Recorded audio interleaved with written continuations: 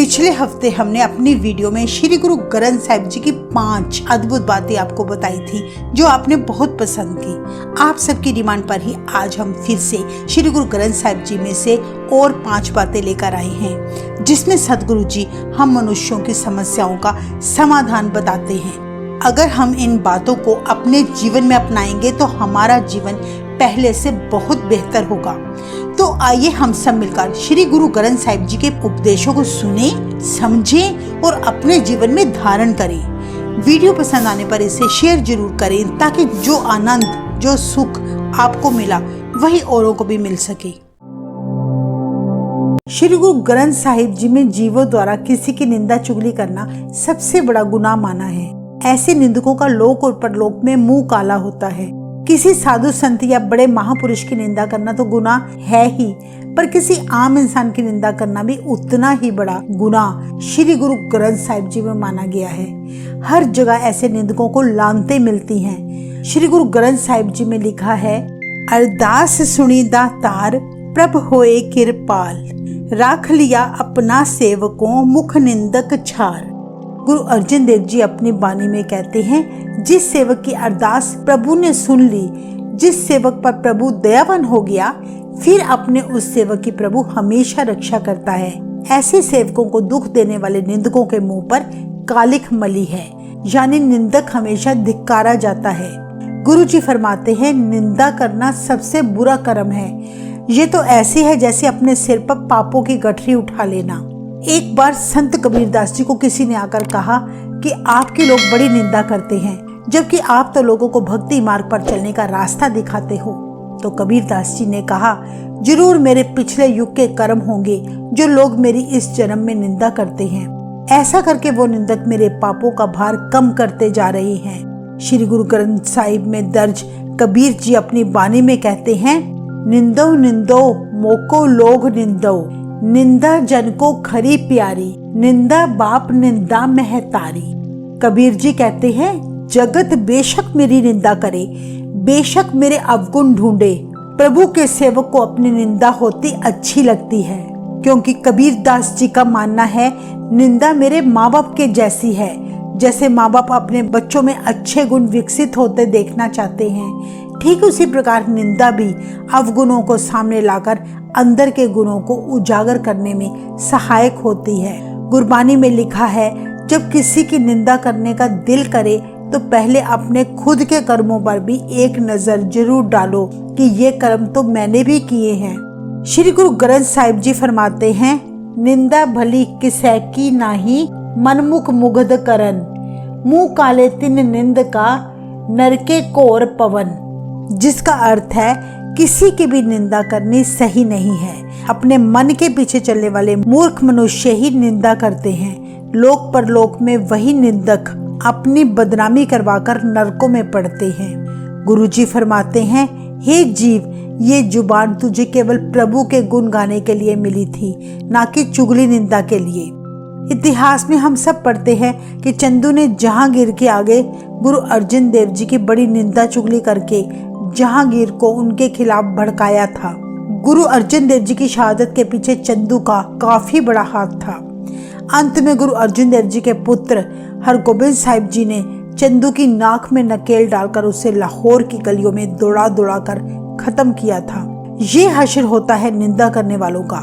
श्री गुरु ग्रंथ साहिब जी केवल चंदू को ही नहीं, बल्कि चंदू की सोच वाले हर एक निंदक को चेतावनी देते हुए कहते हैं कि हर निंदक का ऐसा ही हश्र होगा। गुरु नानक देव जी अपनी बानी, नानक की प्रभ बेनती हर पावे बख्श मिलाए, में प्रभु के आगे अरदास करते हुए कहते हैं, हे प्रभु, जैसे हो सके तू अपनी मेहर करके इन जीवों को अपने चरणों से जोड़ ले ताकि वे पापों से बच जाएं। हिंदू रीति अनुसार जब किसी के घर में बच्चे का जन्म होता है तब उस घर में सूतक का दोष माना जाता है। जब किसी के घर मृत्यु होती है तो उनका मानना है कि पातक का दोष लगा है। जिस माता ने बच्चे को जन्म दिया उसको अपवित्र माना जाता है। उसको रसोई में जाने, मंदिर में प्रवेश करने पर पाबंदियां होती हैं। कई लोग सूतक की अवधि 10 दिन और कई लोग 13 दिन की मानते हैं। इन दिनों में मंदिर में जोत नहीं जगा सकते। सूतक वाले घर में पंडित साधु संत भी भोजन करने से मना करते हैं। फिर 13वें दिन पंडित से हवन करवाकर माता और बच्चे को सूतक के दोष से मुक्त करते हैं। आज हम जानेंगे क्या सच में सूतक पातक दोषों को मानना चाहिए। सूतक के दोष को ना मानने से क्या घर में सच में अपवित्रता आती है। आज हम सब सूतक पातक के इस तर्क को श्री गुरु ग्रंथ साहिब जी में दर्ज बानी के अनुसार समझेंगे। श्री गुरु ग्रंथ साहिब जी फरमाते हैं, जेकर सूतक मनिए सबते सूतक होए, गोहे अतः लकड़ी अंदर कीड़ा होए। गुरु जी फरमाते हैं, यदि हम सूतक को मानते हैं यानी हम सूतक का भ्रम मान ले तो ये भी याद रखें कि सूतक तो फिर सभी वस्तुओं में ही होता है। चूल्हे में जलाए जाने वाले सूखे गोबर और लकड़ी में भी कीड़े होते हैं, वे भी पैदा होते और मरते रहते हैं। गुरु जी आगे फरमाते हैं, जेते दाने अन्न के जिया बाजना कोई, पहला पानी जियो है जित हरिया सब कोई। गुरु जी फरमाते हैं कि अनाज के जितने भी दाने पैदा होते हैं इनमें से कोई भी दाना कीड़ों के बिना नहीं होता। जो जल हम सबकी जीवन रेखा है, जिसके बिना हम जी नहीं सकते, वे जल भी कीड़ों यानी जीवों के बिना नहीं है। उसमें भी जीव होते हैं, जीव पैदा होते और मरते हैं। इस तरह तो फिर पानी में भी सूतक है।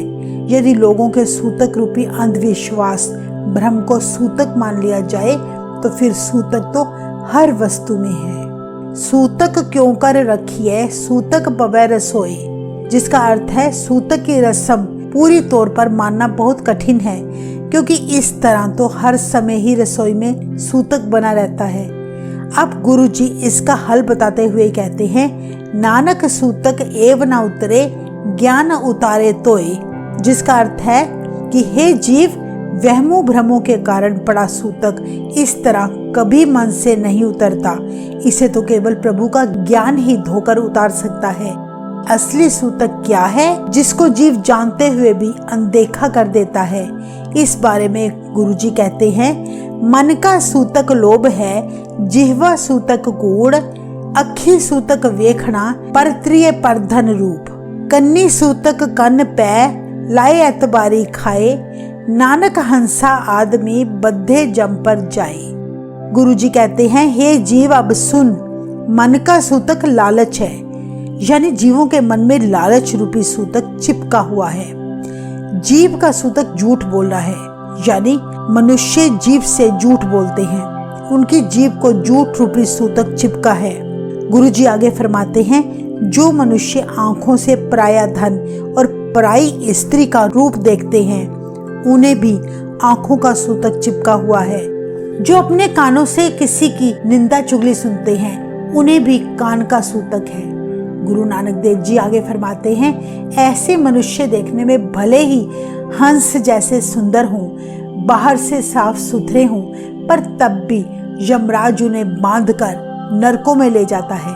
गुरु जी आगे पूरी तरह से सूतक रस्म का खंडन करते हुए कहते हैं, सभो सूतक परम है, दूजा लग जाए, जम्मन मरना हुक्म है, पाने आवे जाए। गुरु जी कहते हैं, सूतक बिल्कुल भ्रम ही है। ये सूतक रूपी भ्रम माया में फंसे लोगों को लगता है। जीवों का पैदा होना और मरना प्रभु के हुक्म में होता है। ये सब प्रभु की रजा में हो रहा है। फिर आगे गुरुजी कहते हैं, खाना पीना पवित्र है, दितोन रिजक संबाहे, नानक जिन्नी गुरमुख बूझिया, तिन्ना सूतक नाहे। गुरुजी फरमाते हैं, जो लोग सूतक में पदार्थों का खाना पीना अपवित्र मानते हैं, रसोई घर में जाना अपवित्र समझते हैं, उन लोगों को गुरुजी समझाते हुए कहते हैं, प्रभु द्वारा जीवों को दिए हुए पदार्थ, खाना पीना सब कुछ पवित्र है, कुछ भी बुरा नहीं। जिन गुरुमुखों ने ये बात समझ ली उन्हें कोई सूतक नहीं लगता।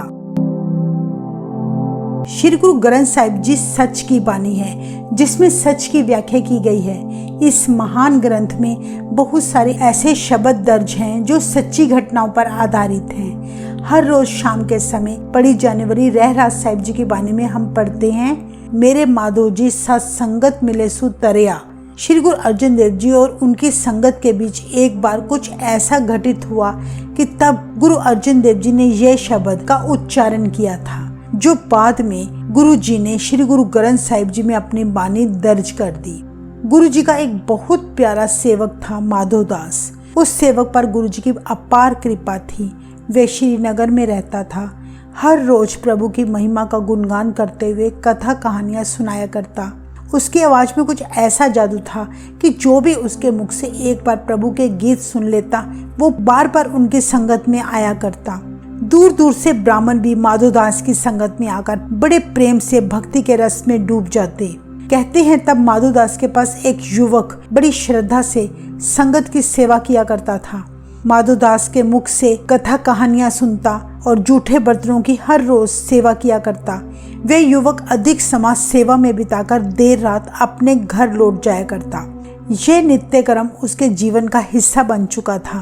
उस युवक के माता पिता अपने पुत्र को हर रोज देर रात घर आया देखकर बहुत गुस्सा करते और कहते कि तुम अपना जीवन क्यों बर्बाद करते हो पुत्र, कोई काम धंधा क्यों नहीं करते। सारा दिन माधवदास की संगत में बैठकर आखिर तुम्हें क्या मिलता है। घर वालों के लाख समझाने पर भी उनके पुत्र पर कोई असर न पड़ा। उसने अपनी सेवा जारी रखी। कहते हैं कि उस शहर में लगातार तब चोरी की वारदातें होने लगी। आधी रात को उस युवक को अपने घर आता देख राजा के कुछ सिपाहियों को उस पर शक हुआ। वे भी इस युवक के पीछे पीछे उसके घर आ गए। उनके घर वालों से पूछा कि ये तुम्हारा पुत्र क्या काम करता है, देर रात क्यों आता है। उसके माता पिता तो पहले से ही अपने पुत्र से बड़े क्रोधित थे। वे बोले, ये हमारा पुत्र जरूर है, पर हम नहीं जानते ये सारा दिन माधवदास के डेरे पर जाकर क्या करता रहता है। शक के आधार पर उस युवक को गिरफ्तार करके सिपाही राजा के पास ले गए। राजा ने तब सच की जांच करने के लिए उसके गुरु माधवदास को बुलाया और पूछा, क्या तुम इसे जानते हो। तब माधवदास ने कहा, ये तो सारा दिन संगत के जूठे बर्तनों की सेवा करता है। तो राजा को लगा माधवदास इस युवक को बचाने की कोशिश कर रहा है। राजा ने उस युवक को चोर घोषित करके फिर सूली की सजा का फरमान सुना दिया। कहते हैं कि पुराने समय में हिंदुस्तान में मुजरिमों को सूली की सजा दी जाती थी। शीशम की 4 फुट की लकड़ी काटकर जमीन में पक्की तरह से गाड़कर उसका ऊपरी हिस्सा शूल की तरह नुकीला बनाया जाता और 2 व्यक्ति मिलकर मुजरिम को नुकीली लकड़ी पर बिठाकर जोर से दबा देते, जिससे शूल उसके नीचे से चुभकर उसके सिर से बाहर निकल आता। उस भयानक दर्द से उसी पल मुजरिम की इस तरह मौत हो जाती थी। कहते हैं कि उस युवक को जैसे ही राजा ने सूली पर बिठाने का आदेश दिया, तभी एक चमत्कार हुआ। जमीन में गड़ी हुई सूली अचानक हरी हो गई। उस पर पत्ते निकल आए, जिससे उसकी नुकीली धार कोमल होकर नीचे की तरफ झुक गई। ऐसा चमत्कार देखकर राजा बड़ा हैरान हुआ। राजा ने माधवदास को बुलाकर पूछा, ये कैसे संभव है। कभी कटी हुई लकड़ी भी हरी हो सकती है और उसमें से पत्ते कैसे निकल सकते हैं। तब माधवदास ने कहा, इस करामात के बारे में मैं कुछ नहीं जानता। हाँ, मेरे गुरु अर्जुन देव जी हैं जो ये बता सकते हैं। कहते हैं उसी पर राजा माधवदास और युवक श्री गुरु अर्जुन देव जी के पास आ पहुंचे। गुरु जी को चरण स्पर्श करके राजा ने सारी घटना गुरु जी को सुनाई। गुरु जी ने वचन किया कि जो भी करामात है ये सब मेरे सेवक माधवदास के कारण संभव हुई है। माधवदास की सेवा करने से इस युवक की सूली की सजा खत्म हो गई। पिछले जन्मों के बुरे कर्मों के कारण इसकी सूली की सजा निश्चित थी, पर माधवदास की संगत करने के कारण उसकी सूली की सजा माफ हो गई।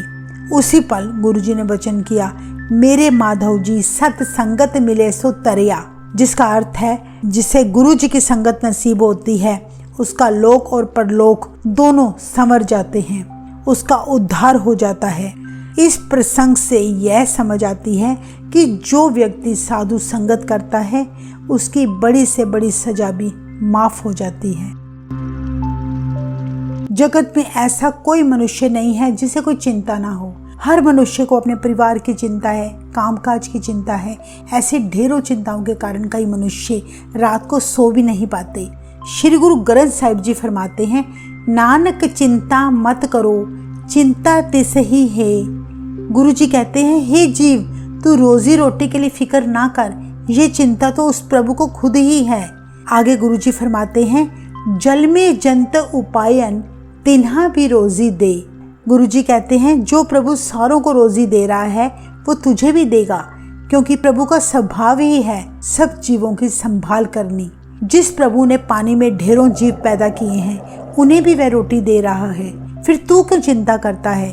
गुरुजी फरमाते हैं जिस प्रकार माँ बाप अपने बच्चों की संभाल करते हैं उसी प्रकार प्रभु जो हम सब जीवों का पिता है वे हमारी संभाल क्यों नहीं करेगा। बस हमारा फर्ज है कि हम उस प्रभु की आज्ञा में रहकर उसके उपदेशों को अमल में लाएं। वह प्रभु अच्छे से जानता है कि कौन सी वस्तु जीव को कब देनी है। जैसे बच्चे के पैदा होते ही माँ के थनों से दूध आ जाता है और उसकी बच्चे की भूख शांत हो जाती है, सगे संबंधी और परिवार से बच्चे को नए कपड़े मिलते हैं, इस तरह समय समय पर हर वस्तु वाहेगुरु अपने जीवों को देता आया है। गुरु अर्जुन देव जी सभी जीवों को चिंता मुक्त करते हुए कहते हैं, तुझ बिन अवर नाही मैं दूजा, तू मेरे मन माही, तू साजन संगी प्रभ मेरा, काहे जी डराही।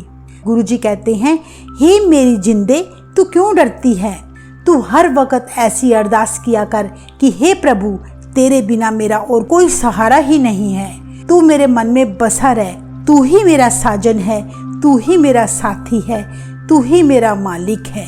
इसलिए हे जीव अपनी चिंता को, अपने डर को गुरबानी से जुड़कर दूर कर।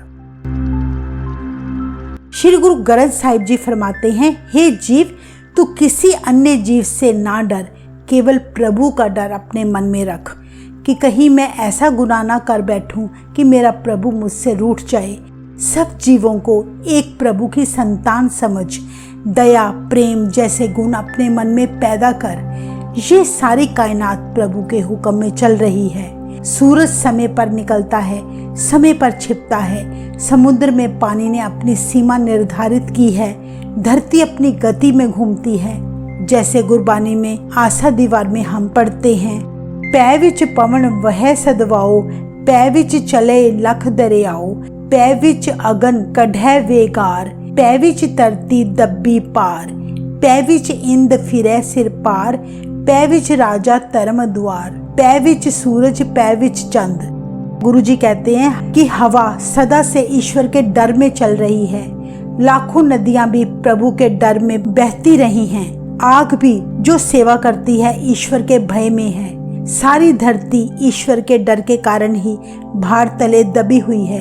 राजा इंद्र प्रभु के डर से सिर के बल घूम रहा है, भाव बादल उसकी ही रजा में उड़ रहे हैं। धर्मराज का दरबार भी रब के डर में है, सूर्य चंद्रमा भी रब के डर में है। गुरुजी फरमाते हैं, हे जीव तू केवल रब के भय में रहकर जीवन बिता। वाहेगुरु जी का खालसा, वाहेगुरु जी की फतेह।